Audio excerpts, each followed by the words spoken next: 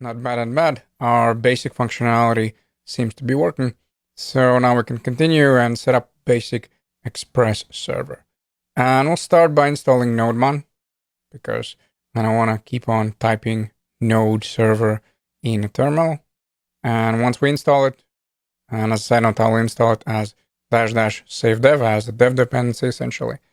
In the package.json, I'll set up a script where I'll say Nodemon and server.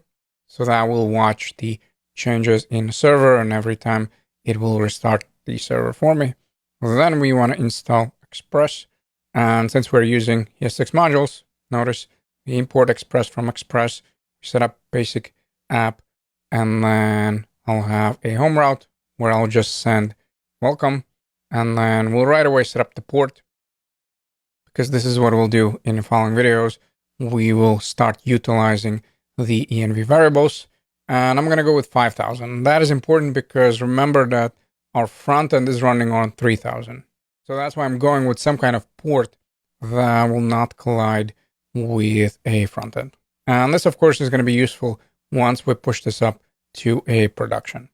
And then at the very, very end, what do I want to do? Well, I want to go with app.listen, then whatever is the port value, and then I pass in the callback function just to check whether everything is correct. So let's start over here by installing the Nodemon. That's the first step. Once Nodemon is in place, then we want to navigate to a package.json on the server. That's very, very important. We don't care about the script here. What we want to do is say start, and then we'll just be looking for Nodemon, and then server. Let's save it.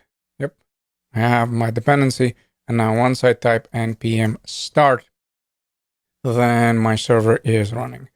And what's interesting, once we get the server up to speed as far as our front end is concerned, then we'll spin up both with a concurrently package. So install concurrently package, and then we'll run both.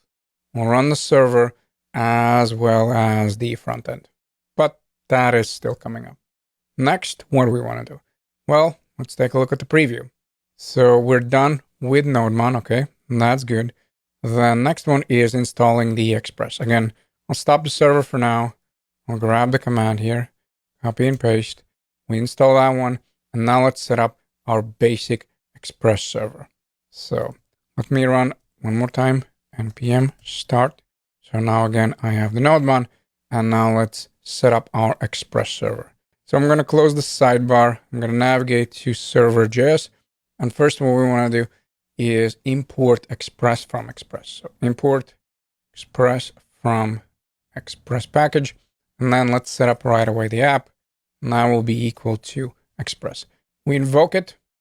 And then let's come up with the port variable. And then we'll set up the home route. So let's go here with const port is equal to process.env. So we're accessing the environment variables and we're looking for the port one. If it doesn't exist, then I'll hard code 5,000. Then we want to invoke app.listen. So essentially our server is going to start listening on a port. That's the first thing that we pass in the function. And second is going to be the callback function. So 2 arguments, first one port, second one callback function once the server spins up. And then in here, we want to go with a log. And let's use a template string, and I'll say server is listening port. And now let's access the port variable. And then let's just go with ... Let's save it. And it looks like everything is working.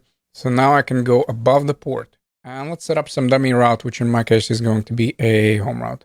Now don't worry, of course, we'll add more sophisticated setup in a second. So rec and res, those are our 2 parameters. And I'm just going to go with res.send, and we're looking for the welcome. So let me invoke this one, and now I can navigate to my browser. Now at the moment I have localhost 3000, which is going to crash since there's no dev server backing this up. But if I go here with localhost and then 5000, I should see my welcome. And voila, I do. So now we know that everything is working. Most importantly, our imports. So that was the key thing where we did set up that type module, and now we can start using ES6 modules. in Nodeland.